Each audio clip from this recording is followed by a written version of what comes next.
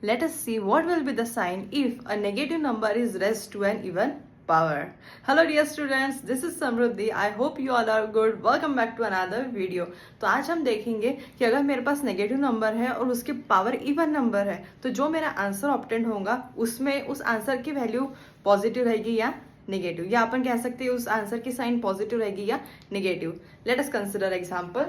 For example मैं यहाँ पे लेती -2, पहला ही इवन नंबर चूज करते हैं अपन जो कि है 2. -2 रेज टू द पावर 2. जैसे अपन लिखते हैं 2 का स्क्वायर, कैसे लिखते हैं बेटा? 2 इंटू 2. वैसे ही मैं लिखूंगी -2 का स्क्वायर, -2 इंटू -2. तो सिंपल 2 2 क्या हो जाता है यहाँ पे 4. और यहाँ अप्लाई करेंगे अपन sign rule of multiplication. Multiplication के साइन रूल क्या कहते हैं हमें कि माइनस इंटू माइनस आंसर क्या आता है आपका प्लस. सो यहाँ पे क्या हो जाएगा वो +4. दूसरा लेते एक इवन नंबर.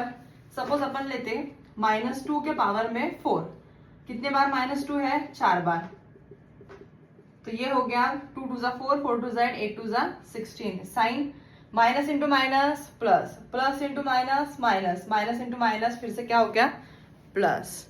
तो इन एग्जाम्पल से मुझे ये समझ में आया कि अगर नेगेटिव नंबर की पावर में इवन नंबर है तो जो मुझे आंसर मिलेगा उसमें वैल्यू हमेशा उसकी क्या रहेगी?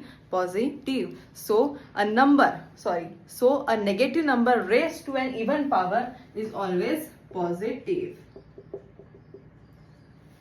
पॉजिटिव. यानी कि नेगेटिव नंबर की पावर में कोई भी इवन नंबर रहने दो, आपका जो आंसर आएगा वो हमेशा प्लस में आएगा.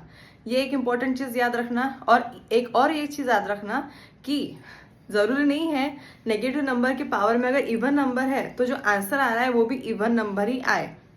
यहाँ पे आया आपका, यहाँ 2 था तो 4 आ गया, यहाँ पे 4 था तो आपका 16 आ गया. लेकिन आप देखो -5 का हम स्क्वायर करेंगे तो हमें आंसर क्या मिलेगा? 25. और 25 is not a even number. तो ऐसा जरूरी नहीं है कि अगर नेगेटिव नंबर की पावर इवन नंबर है तो उसका आंसर भी इवन नंबर आएगा. Not necessary. हाँ, लेकिन वैल्यू पॉजिटिव 100% आएगी. Okay, I hope you guys understand this topic. See you in the next video. Until then, bye bye and take care.